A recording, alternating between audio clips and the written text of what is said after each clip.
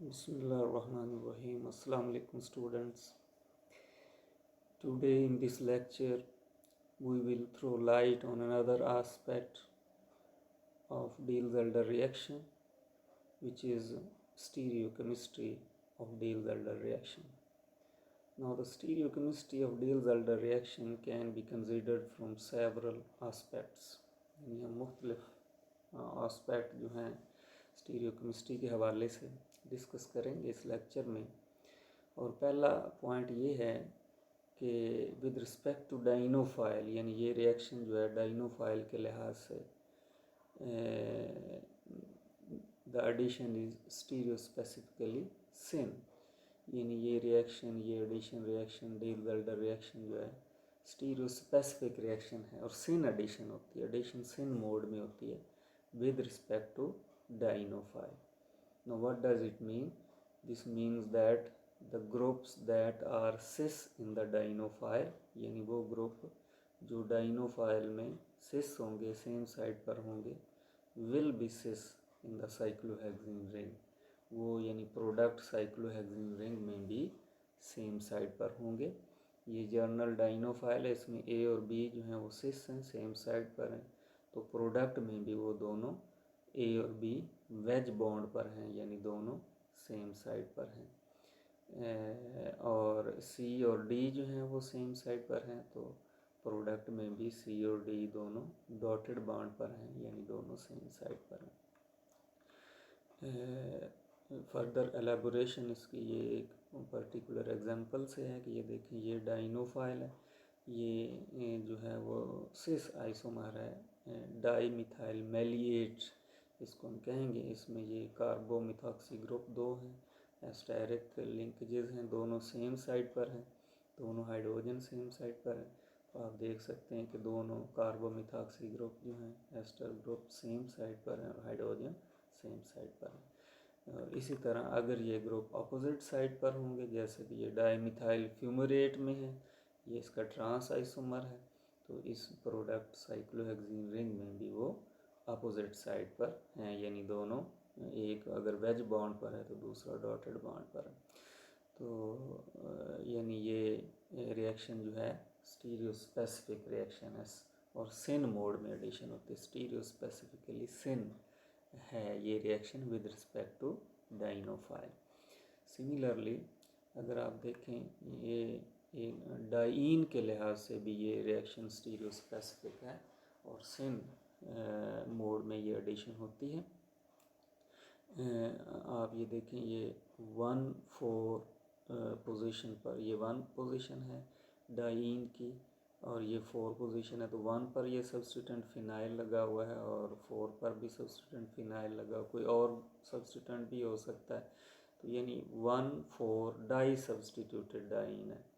तो ऐसा डाइन जो है, इसकी जब डाइनोफाइल के साथ ये रिएक्शन होता है, Diels-Alder रिएक्शन, साइक्लोहेक्सीन जो प्रोडक्ट बनती है, तो ये जो फिनाइल ग्रुप हैं, यानी 1 और 4 पोजीशन पर, जो डाइन की 1 और 4 पोजीशन पर 2 सब्स्टिट्यूएंट हैं और इसमें ये दोनों फिनाइल ग्रुप हैं, तो ये दोनों सेम साइड पर होंगे अगर ये दोनों जो हैं वो दे आर प्रोजेक्टिंग आउटवर्ड। ये डाइन है और अगर ये दोनों ऊपर है और ये नीचे हैं, तो it means they are projecting या डायरेक्टिंग आउटवर्ड।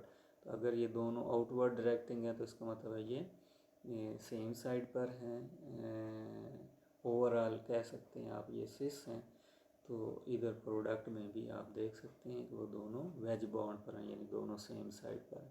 अब इस आइसोमर को हम कहेंगे,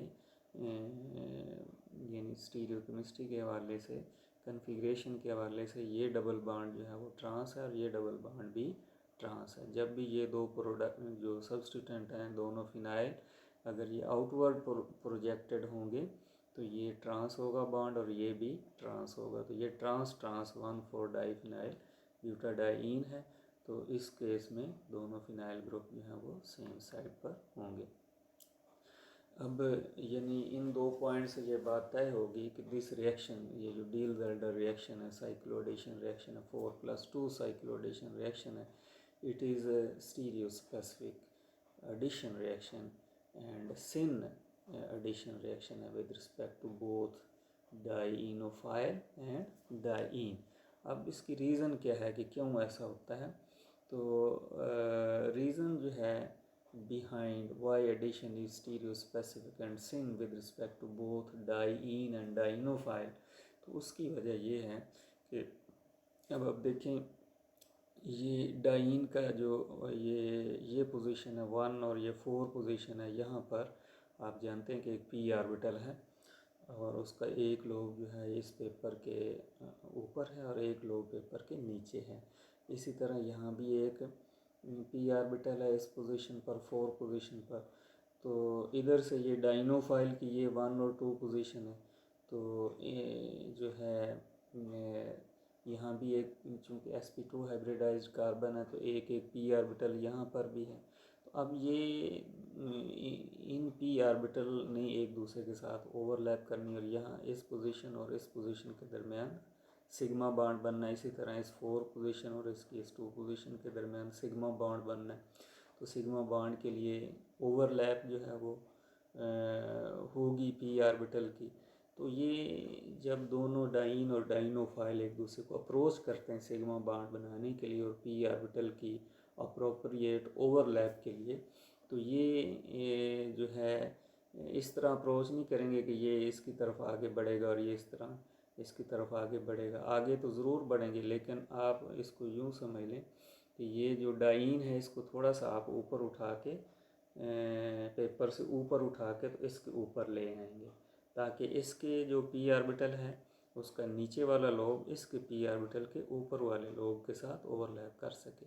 इसी तरह इसका नीचे वाला लोब इसके ऊपर वाले लोब से ओवरलैप कर सके, यानी एक मालिक्यूल ऊपर होगा और दूसरा मालिक्यूल नीचे से उसके p ऑर्बिटल इसके p ऑर्बिटल के साथ ओवरलैप करेंगे। यानी दोनों मालिक्यूल्स का इस तरह अप्रोच करेंगे एक दूसरे को ये सिग्मा बॉन्ड बनाने के लिए और p ऑर्बिटल की ओवरलैप के लिए कि दोनों के मालिकुलर एक्सिस जो है वो पैरेलल होते हैं।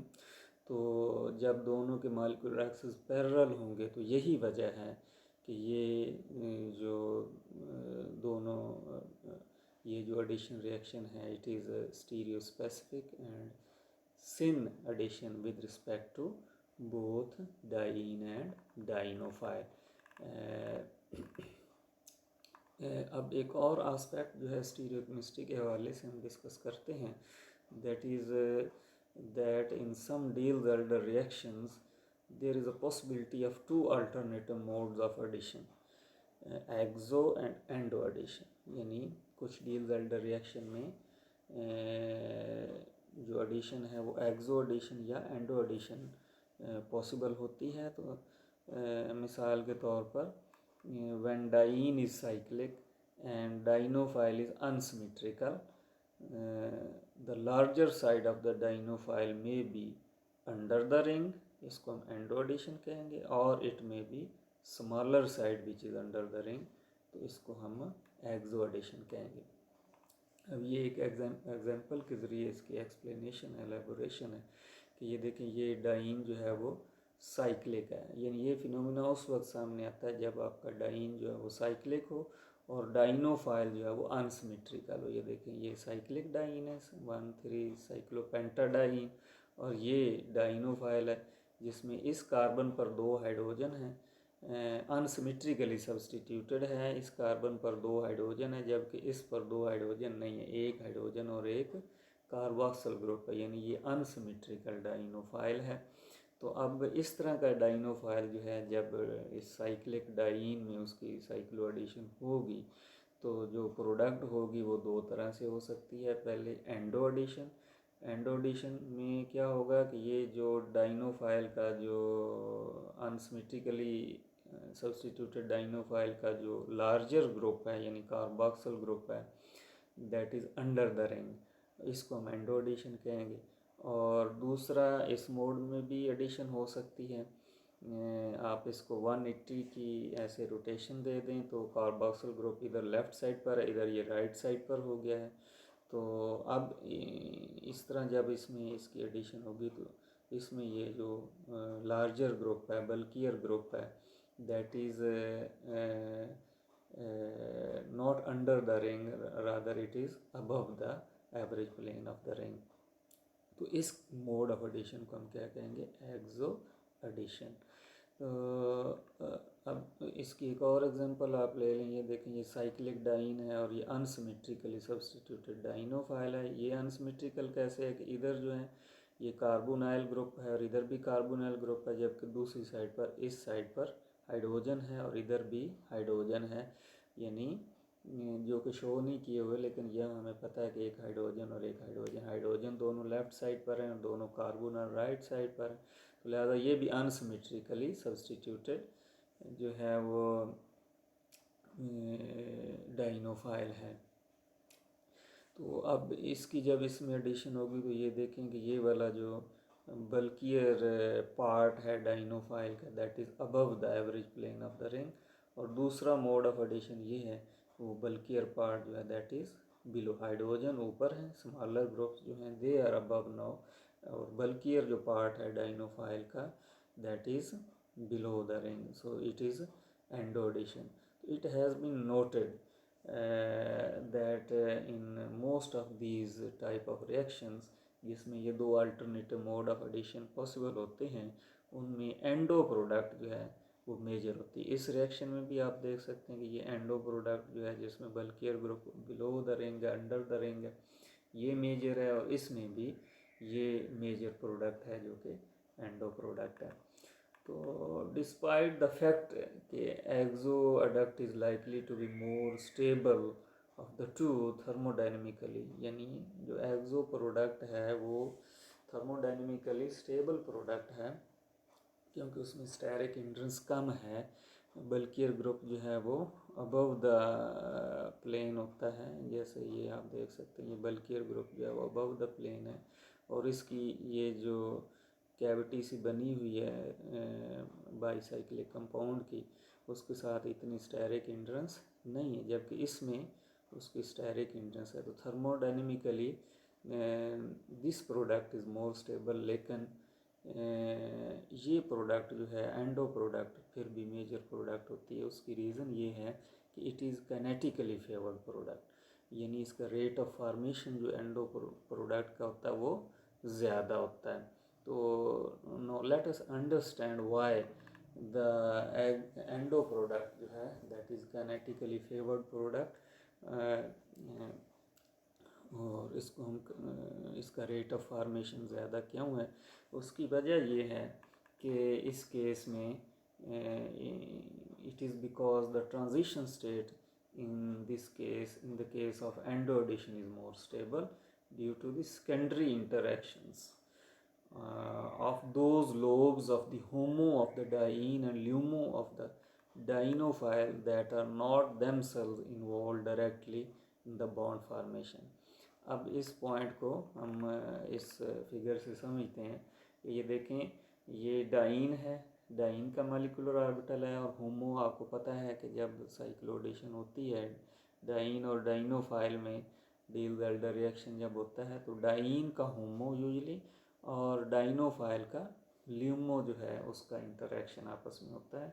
तो ये डाइन की ये 1 पोजीशन है, ये 4 पोजीशन है, तो इसकी ये 1 और 4 पोजीशन, और ये डाइनोफाइल की 1 और 2 पोजीशन है। यहाँ डबल बॉन्ड होता है, यहाँ जो शो नहीं किया हुआ यहाँ डबल बॉन्ड होता है। तो अब ये डाइनोफाइल की 1 और इसकी 1 पोजीशन के दरमियान सिग्मा बॉन्ड बनना होता है, और इसकी इस 4 और इसकी 2 पोजीशन के दरमियान सिग्मा बॉन्ड बनना होता है। तो ये यानी कार्बन एटम जो होते हैं डाइनोफाइल के 1 और 2 और इसके ये 1 और 4, they are directly involve in the bond sigma bond formation. ये डायरेक्टली इन्वॉल्व होते हैं ये पी ऑर्बिटल, तो इसको हम कहते हैं प्राइमरी इंटरेक्शन। तो अब आप देखें, ये ट्रांजिशन स्टेट है फॉर एंडो एडिशन। तो एंडो एडिशन में क्या होता है कि जब ये बॉन्ड सिग्मा बॉन्ड बन रहे होते हैं as a result of primary interaction, तो साथ ये जो डाइन के ये पी ऑर्बिटल हैं और ये पी ऑर्बिटल है, इसी तरह डाइनोफाइल का ये पी ऑर्बिटल और ये पी ऑर्बिटल जो डायरेक्टली इन्वॉल्व नहीं है प्राइमरी इंटरेक्शन में, सिग्मा बॉन्ड फॉर्मेशन में डायरेक्टली इन्वॉल्व नहीं है, लेकिन इनका आपस में ये देखिए, इसका पॉजिटिव लोब इसके पॉजिटिव लोब के साथ और इस डाइन का ये जो नेगेटिव लोब है इसके नेगेटिव लोब के साथ, यानी सेम लोब जो है उनका आपस में इंटरेक्शन होता है। इसको हम कहते हैं सेकेंडरी इंटरेक्शन। और ये सिर्फ इस ट्रांजिशन स्टेट में, यानी ट्रांजिशन स्टेट फॉर एंडोडेशन, इसमें पॉसिबल है, जबकि it is not, this secondary interaction is not possible for the transition state for exo addition. आप देख सकते हैं कि एक्सोडेशन में ये जो डाइनोफाइल है ये अदर वे राउंड हो गया है। इसमें आप देख सकते हैं कि ये जो है 180 की रोटेशन समझ लें ये हो गई है, और अब इसकी ये 1 और 4 पोजीशन और ये 1 और 2 पोजीशन, ये प्राइमरी इंटरेक्शन तो अब भी हो रहा है, सिग्मा बॉन्ड फॉर्मेशन तो अब भी हो रही है, लेकिन अब ये पी ऑर्बिटल इस पी ऑर्बिटल से और ये पी ऑर्बिटल इस पी ऑर्बिटल से, they have gone far away from each other, वो एक दूसरे से दूर चले गए हैं, दीज सेट ऑफ ऑर्बिटल्स। तो that is why now in this case, in this transition state for exodation, the secondary interactions are not possible. तो यही वजह है कि due to these secondary interaction in case of transition state of for endoadation, ये transition state ज़्यादा stable होती है, एक्सोडेशन की एंडोडेशन की ट्रांजिशन स्टेट ज़्यादा स्टेबल होती है सेकेंडरी इंटरेक्शंस की वजह से। तो इस वजह से आपको पता है कि जिस मोड ऑफ रिएक्शन की जो ट्रांजिशन स्टेट है वो ज़्यादा स्टेबलाइज हो जाए तो उसका रेट ऑफ रिएक्शन फास्टर हो जाता है। तो यही वजह है कि एंडो प्रोडक्ट जो है वो कैनेटिकली जो है उसका रेट ऑफ फॉर्मेशन फास्टर होता है, वो कैनेटिकली फेवर्ड प्रोडक्ट हो जाती है as compare to exo addition. Some more examples explaining the stereochemistry of Diels-Alder reactions are given as below. कुछ मज़ीद एग्जाम्पल हैं जिससे Diels-Alder रिएक्शन की स्टीरियोकेमिस्ट्री फर्दर एलेबोरेट होगी, जिसमें आप ये देख सकते हैं कि ये डाइन है, 1,4 डाई सब्सटीट्यूटेड डाइन है, और इसी तरह ये डाइनोफाइल है जिसमें ट्रिपली बॉन्डेड है, कार्बन कार्बन में ट्रिपल बॉन्ड है। तो अब आप विद रिस्पेक्ट टू डाइन अगर आप देखें तो ये जो मिथाइल ग्रुप है 1 पोजीशन पर और ये 4 पोजीशन पर methyl group, they are projecting outward. Overall आप कह सकते हैं इस डबल बॉन्ड के लिहाज से ये ट्रांस है और इस डबल बॉन्ड के लिहाज से भी ट्रांस है। ये trans trans 1,4 di methyl substituted butadiene है, जिसमें दोनों मिथाइल जो हैं दे आर प्रोजेक्टिंग आउटवर्ड। अगर दोनों मिथाइल जो हैं या दोनों सब्सटीट्यूएंट आउटवर्ड प्रोजेक्टिंग डायरेक्टिंग हैं या पॉइंटिंग हैं तो इट मींस ये ओवरऑल सिस है। तो जो ओवरऑल सिस होगा वो इधर भी प्रोडक्ट में भी वो दोनों सब्सटीट्यूएंट सेम साइड पर होंगे, यानी दोनों वेज पर भी बना सकते हैं, दोनों डॉटेड बॉन्ड भी बना सकते हैं, दोनों सेम साइड पर हमने शो करने हैं। और इसी तरह आप ये देखें कि ये इसमें एक मिथाइल ग्रुप जो है ये भी एक 1,4 डाई सब्सटीट्यूटेड डाइन है, जिसमें एक मिथाइल ग्रुप जो है दैट इज़ प्रोजेक्टिंग आउटवर्ड और दूसरा मिथाइल ग्रुप जो है दैट इज़ प्रोजेक्टिंग इनवर्ड। तो यानी ये डबल बॉन्ड जो है वो ट्रांस है इसकी कन्फिग्रेशन, और इस डबल बॉन्ड की कन्फिग्रेशन सिस है। तो ये ट्रांस सिस 1,4 डाई मिथाइल ब्यूटाडाइन है। तो चूँकि एक इसका जो है methyl group that is projecting outward, दूसरा जो है दैट इज़ प्रोजेक्टिंग इनवर्ड, तो इसलिए ओवरऑल हम इसे कह सकते हैं कि ये ट्रांस है। तो इधर प्रोडक्ट में भी आप देख सकते हैं ये एक वेज पर है और एक डॉटेड बॉन्ड पर है, तो ये ट्रांस मैनर में ओरिएंटेड है। सिमिलरली आप ये देख सकते हैं कि ये जो है दोनों मिथाइल ग्रुप अगेन जो हैं वो क्या हैं, आउटवर्ड प्रोजेक्टिंग हैं, तो दोनों वेज पर हैं। और इधर आप देख सकते हैं ये मिथॉक्सी कार्बोनाइल है और ये मिथाइल ग्रुप जो हैं they are oppositely situated, with respect to double bond, तो इधर भी आप देख सकते हैं ये मिथॉक्सी कार्बोनाइल या जो है एसिटाइल ग्रुप भी आप इसे कह सकते हैं, ये एसिटाइल ग्रुप और इधर मिथाइल ग्रुप ये अपोजिट साइड पर हैं, और इधर ये दोनों हाइड्रोजन अपोजिट साइड पर हैं, तो इधर भी प्रोडक्ट में भी ये दोनों हाइड्रोजन अपोजिट बॉन्ड्स पर मौजूद हैं।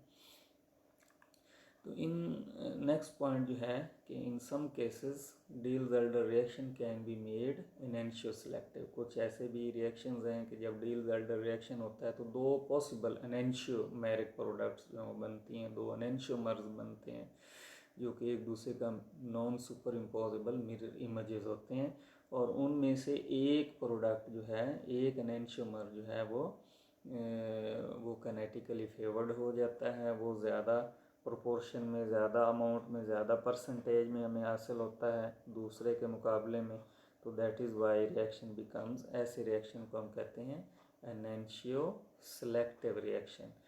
तो इसको एलेबोरेट करने के लिए ये आप एग्जांपल देख सकते हैं कि ये एक साइक्लिक डाइन है, साइक्लोपेंटाडाइन, जो कि डील-ज़ेल्डर रिएक्शन जो है फास्टर मैनर में देती है, और ये दूसरा डाइनोफाइल है जिसमें ये वाला जो एक ग्रुप एस्टर ग्रुप लगा हुआ, और उस एस्टर का ये जो अल्काइल ग्रुप है ये कोई कायरल ग्रुप है। तो जब इसका मतलब आपका जो डाइनोफाइल है वो कायरल है और डाइन जो है वो साइक्लिक है। तो अब आप देखें जो कायरल डाइनोफाइल होता है उसके ये जो दो फेस होते हैं, दे बिकम नॉन इक्वलेंट। अब ये दोनों फेस जो हैं वो इक्वल नहीं होंगे अगर ये इस कायरल सेंटर की वजह से, इस कायरल ग्रुप की वजह से ये दोनों फेस जो हैं, राइट फेस और लेफ़्ट फेस, दोनों फेस एक जैसे नहीं हैं। तो जब इसका डील-ज़ेल्डर रिएक्शन होगा और ये प्रोडक्ट बनेगी, तो इसमें एक पॉसिबल प्रोडक्ट ये होगी, और अगर ये दूसरे फेस से डाइन की एडिशन होगी इस डाइनोफाइल में, तो ये प्रोडक्ट बनेगी, और ये प्रोडक्ट जो हैं ये दोनों एक दूसरे का non super imposable mirror image होंगी, यानी एनेंशियोमर्स होंगी। अब इन दोनों एनेंशियोमर्स में से एक एनेंशियोमर जिसकी ट्रांजिशन स्टेट जो होगी वो ज़्यादा स्टेबल होगी, वो डोमिनेट कर जाएगी, तो इस तरह ये एनेंशियो सेलेक्टिव रिएक्शन हो जाएगा। These reactions are also called asymmetric Diels Alder reaction. Enantioselective को हम क्या कहते हैं? Asymmetric Diels Alder reactions. अब ये एनेंशियो सेलेक्टिविटी का एक तरीका और भी है। इसमें तो हमने क्या किया है कि डाइन जो है वो ए कायरल है और डाइनोफाइल जो है वो कायरल है, तो दोनों में से जो है डाइनोफाइल को आप कायरल यूज़ कर लें और ये ए कायरल है, और कैटलिस्ट टाइटेनियम टेट्राक्लोराइड उसकी मौजूदगी में आपने रिएक्शन किया। तो अगर आप ऐसा रिएक्शन करें कि डाइन जो है वो भी ए कायरल हो और डाइनोफाइल जो है वो भी ए कायरल हो, बोथ डाइन और डाइनोफाइल ए कायरल हों, लेकिन कैटलिस्ट जो आप यूज़ कर रहे हैं वो अगर जो है वो ऑप्टिकल एक्टिव कैटलिस्ट हो, तो फिर उस रिएक्शन कंडीशन में कायरलिटी आ जाएगी, जिसकी वजह से अगेन ये एसिमेट्रिक सिंथेसिस होगी, और दो एनेंशियोमर में से एक एनेंशियोमर जो है वो ज़्यादा उसकी ट्रांजिशन स्टेट ज़्यादा स्टेबलाइज्ड ट्रांजिशन स्टेट होगी, और वो एनेंशियोमर ज़्यादा प्रोपोर्शन में, ज़्यादा परसेंटेज में बनेगा as compare to other. Now the last point about second last point about today's lecture is reversibility of the Diels Alder reaction. तो जैसा कि पहले भी जिक्र हो चुका है कि डील-ज़ेल्डर रिएक्शंस आर पोटेंशियली रिवर्सिबल, यानी फॉरवर्ड डायरेक्शन में जो है वो साइक्लिक प्रोडक्ट बना भी सकते हैं, और बैकवर्ड रिवर्स रिएक्शन में वो अगेन जो है वो साइक्लिक प्रोडक्ट डिकम्पोज भी हो जाती है। तो अगर रिवर्स रिएक्शन हम करें तो reverse reaction is also called retro Diels Alder reaction, और इन सम केसेस, ज़्यादातर केसेस में तो हम फॉरवर्ड डायरेक्शन में रिएक्शन करते हैं और साइक्लिक प्रोडक्ट बनाते हैं, but there are some instances, some examples of the reactions of the retro डील-ज़ेल्डर reactions जो हैं जिसमें these reactions can be made preparatively useful, यानी रेट्रो डी वेल्डर रिएक्शन ज़्यादा यूज़फुल होते हैं इन एग्जांपल में। फॉर एग्जांपल ये साइक्लोपेंटाडाइन जो है ये इसमें काफ़ी ज़्यादा इस्तेमाल की जाती है डील वेल्डर रिएक्शन में। तो ये जो है एक्चुअली ऐसे अवेलेबल नहीं होती, जैसे ये साइक्लोपेंटाडाइन और ये साइक्लोपेंटाडाइन लिखा हुआ है इस तरह ये रेडली अवेलेबल नहीं होती। उसकी वजह ये है कि इसमें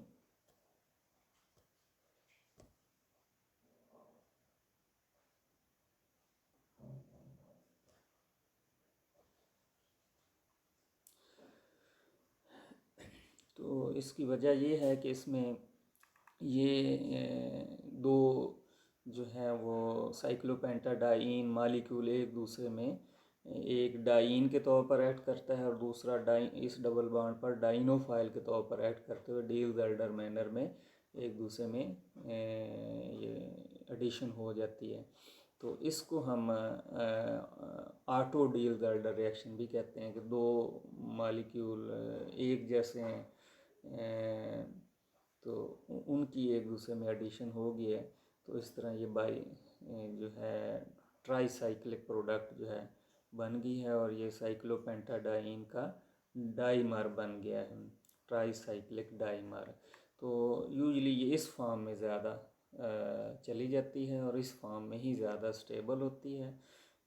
तो जब भी हमने इसकी ज़रूरत होती है when ever it is required तो इसको हम थोड़ा हीट करते हैं। हीट करने से ये रिवर्सिबली जो है वो रेट्रो डील वेल्डर रिएक्शन यानी रिवर्स मैनर में डील वेल्डर रिएक्शन का रिवर्स हो जाता है। ये दो सिग्मा बाड जो कि डील वेल्डर रिएक्शन में बने थे, एक ये और एक ये, दोनों सिग्मा बाड आप देख रहे हैं ये रिवर्सिबली ब्रेक हो रहे हैं और दोबारा साइक्लोपेंटाडाइन हमें इस तरह रिकवर हो जाती है और इसको हम व्हेन एवर रिक्वायर्ड हम रिएक्शन में इस्तेमाल कर लेते हैं। सिमिलरली जो ब्यूटाडाइन है ये भी डील वेल्डर रिएक्शन में बहुत इस्तेमाल की जाती है। तो ये कैसे जनरेट होती है? Butadiene is generated in situ by the retro Diels Alder reaction of 3-सल्फोलीन। ये भी डायरेक्टली अनस्टेबल होती है और यूज़ नहीं की जाती इन सिटू कंडीशन में, यानी during reaction condition in the flask इसे जनरेट किया जाता है और इसके लिए हम कंपाउंड लेते हैं 3-सल्फोलीन और उसे थर्मली डिकम्पोज करते हैं और उसमें से सल्फ़र डाइऑक्साइड जो है वो निकल जाती है और ये जो है ब्यूटाडाइन इस तरह बनती है जिसका आगे फर्दर आप किसी भी डाइनोफाइल के साथ लाइक दिस आप रिएक्शन करके तो डील वेल्डर रिएक्शन में आप इसे इस्तेमाल करते हैं। तो यानी ये डायरेक्टली ये भी अवेलेबल नहीं है तो इसको हम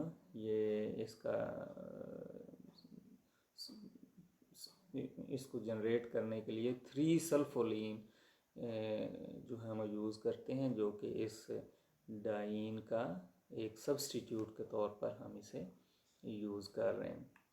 और it is convenient to use because it is a solid which is easy to handle while butadiene is a gas. Butadiene gas है तो उसको हैंडल करना आसान नहीं है तो डायरेक्टली हम इसलिए उसे यूज़ नहीं करते। तो ये सॉलिड डायरेक्टली हम यूज़ कर लेते हैं डाइन इसके सब्स्टिट्यूट के तौर पर इन सिटू कंडीशन में खुद ही अंदर ये डाइन में चेंज हो जाता है।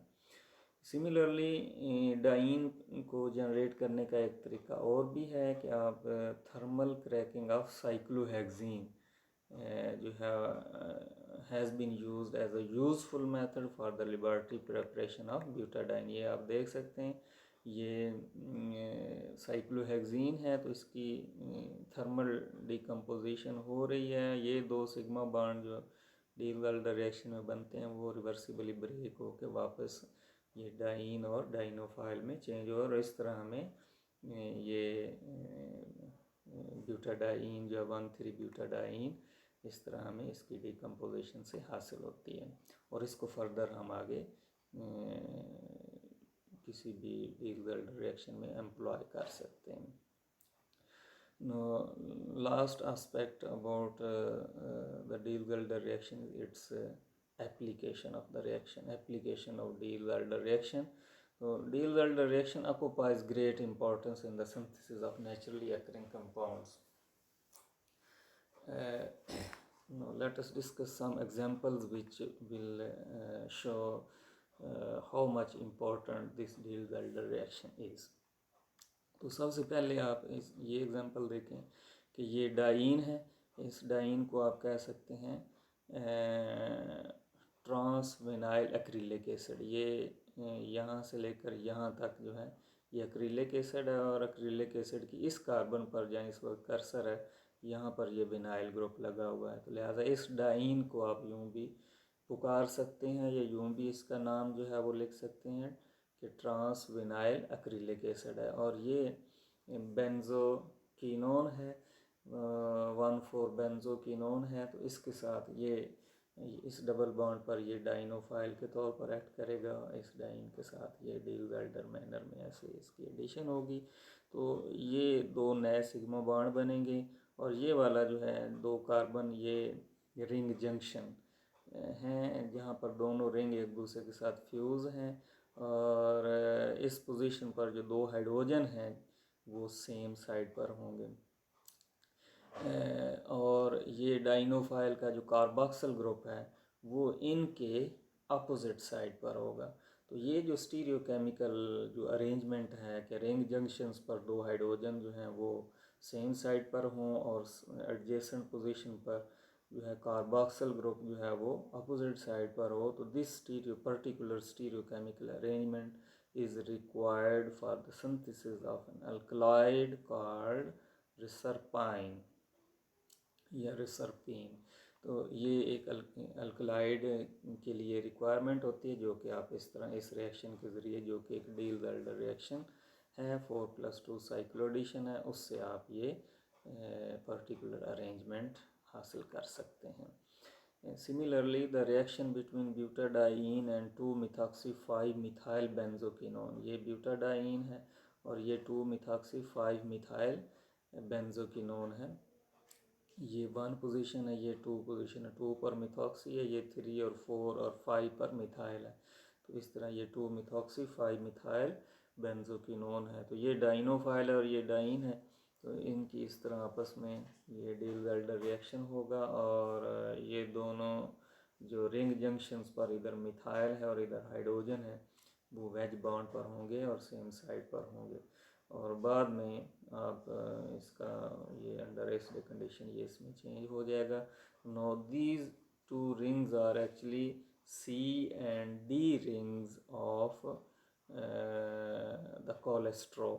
लिहाजा इस रिएक्शन को, इस डील-वाल्डर रिएक्शन को, this reaction has been used to produce C and D rings in the synthesis of cholesterol, जो कि एक बड़ा नेचुरली अकरिंग इम्पॉर्टेंट कंपाउंड है।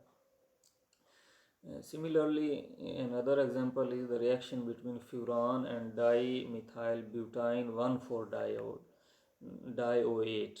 तो ये फ्यूरान है जो कि डाइन के तौर पर एक्ट करेगा। हम पहले पढ़ चुके हैं कि एरोमेटिक कंपाउंड लाइक फ्यूरान भी जो है वो डाइन के तौर पर एक्ट कर सकता है। और ये डाइनोफाइल है जो कि ट्रिपली बॉन्डेड है, एक्चुअली 1, 2, 3, 4 कार्बन है, तो ब्यूटाइन है, ब्यूटाइन और 1 और 4 पोजीशन पर एस्टर लिंकेज है। तो लिहाजा डाइमिथाइल ब्यूटाइन 1,4-dioate इसका नाम है, या एसिटाइलिन जो है डाइकार्बोक्सिलिक एस्टर भी इसे आप कह सकते हैं। तो ये डाइनोफाइल के तौर पर ऐड करेगा और इससे पहले ये प्रोडक्ट बनेगी, ये ट्रिपल बॉन्ड डबल हो जाएगा, दो नए सिग्मा बॉन्ड, एक ये और एक ये, जो कि डील-वाल्डर रिएक्शन में बनते हैं वो बनेंगे, और 2 पाई बॉन्ड जो हैं वो कम हो जाएंगे, तो ये प्रोडक्ट बनेगी। इसमें अब भी 2 बॉन्ड हैं, लेकिन ये बॉन्ड जो है इनके एस्टर ग्रुप के ये जो कार्बोनाइल इसमें ग्रुप है उसके साथ कॉन्जुगेशन में है, यानी ये स्टेबल बॉन्ड है रिलेटिवली, और ये लेस स्टेबल है। तो जब आप इसकी आगे कैटालिटिक हाइड्रोजिनेशन करेंगे अंडर दिस कंडीशन, तो ये वाला डबल बॉन्ड जो है ये ख़त्म हो जाएगा, यहाँ हाइड्रोजिनेशन हो जाएगी, यहाँ चूँकि ये कॉन्जुगेटेड है और स्टेबलाइज्ड है तो यहाँ कैटालिटिक हाइड्रोजिनेशन नहीं होगी। तो उसके बाद अब इसको हम डाइनोफाइल के तौर पर यूज़ करेंगे और इस डाइन के साथ इसका रिएक्शन जब करवाएंगे तो फर्दर ये दो नए सिग्मा बॉन्ड बनेंगे और एक और रिंग जो है साइक्लोहेक्सीन रिंग का इजाफा हो जाएगा। और उसके बाद कई सेवरल स्टेप्स करने के बाद फाइनली आप इसको इस प्रोडक्ट में चेंज कर सकते हैं, जो कि एक नेचुरली अकरिंग प्रोडक्ट है जिसका नाम है कैंथेरिडीन। So all these reactions explain how the Diels-Alder reaction is important in the synthesis of naturally occurring compounds. So today in this lecture we have discussed in detail the stereochemistry and synthetic application of Diels-Alder reaction. That's all about today's lecture. Thank you.